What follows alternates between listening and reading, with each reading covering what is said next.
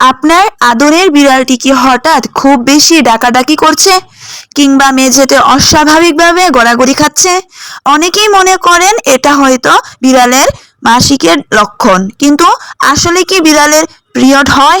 উত্তরটা হলো না। মানুষের মতো বিড়ালের মাসিক বা পিরিয়ড হয় না, তবে তাদের প্রজনন চক্রের একটি বিশেষ ধাপ আছে যেটিকে বলা হয় হিট বা এস্ট্রাস।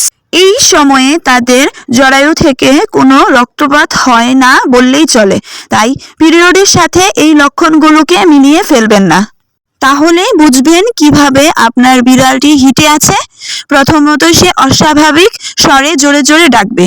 দ্বিতীয়, সে খুব বেশি আদর চাইবে এবং আপনার পায়ে বা আসবাবপত্রে শরীর ঘষবে। আর সর্বশেষ, লেজ উঁচু করে মেঝেতে ঘোরাঘুরি খাবে।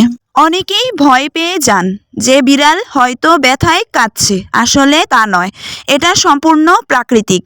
তবে আপনি যদি এই ঝামেলা এড়াতে চান এবং আপনার বিড়ালটিকে সুস্থ রাখতে চান, তবে অভিজ্ঞ ডাক্তার দেখিয়ে তাকে স্প্রে বা বন্ধ্যাত্বকরণ করিয়ে নিতে পারেন।